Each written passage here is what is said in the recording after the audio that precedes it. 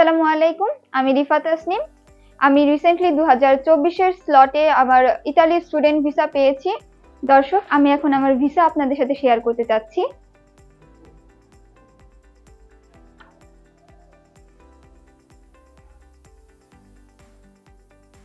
অনেকের প্রশ্ন থাকতে পারে আমি আমার উচ্চশিক্ষার জন্য কেন ইতালিকে চুজ করেছি।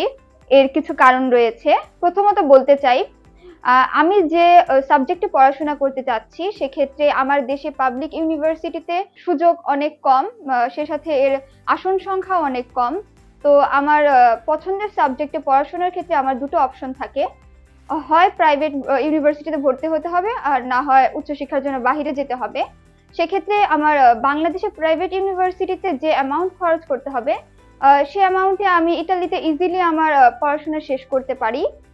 এছাড়াও আরেকটি কারণ রয়েছে, এখানে আমার অনার্স প্রোগ্রাম 3 বছরে, তো আমি আমার 1 বছর সময় কমিয়ে আনতে পারি বাংলাদেশের তুলনায়।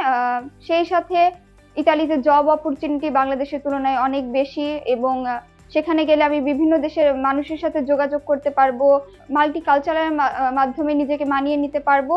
ফার্স্ট অফ অল, ইতালি অনেক প্রাচীনতম একটি দেশ।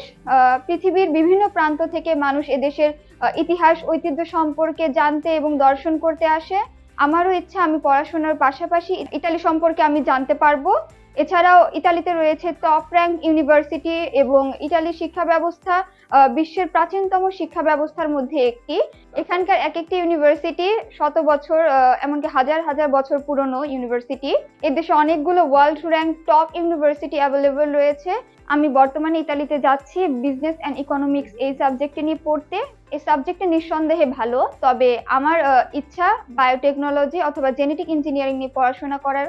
এবং বাংলাদেশে যেহেতু আমি এই সাবজেক্টটিতে বেশ সাড়া পাইনি, তাই আমি ইতালিতে যাওয়ার জন্য ঠিক করেছি এবং পরবর্তীতে আমার ইচ্ছা আছে আমি ইতালিতে অন্য কোনো ইউনিভার্সিটিতে অ্যাডমিশন নিব এই সাবজেক্টটিতে। সর্বোপরি আমি আমার পড়ালেখা যেন ভালো মতো কমপ্লিট করে একটি সুন্দর ক্যারিয়ার গঠন করতে পারি এবং আমার এই জার্নিকে সহজতর করে তোলার জন্য সানরাইজ এডুকেশন কনসালটেন্টকে ধন্যবাদ এবং আমার কৃতজ্ঞতা জ্ঞাপন করছি। ধন্যবাদ।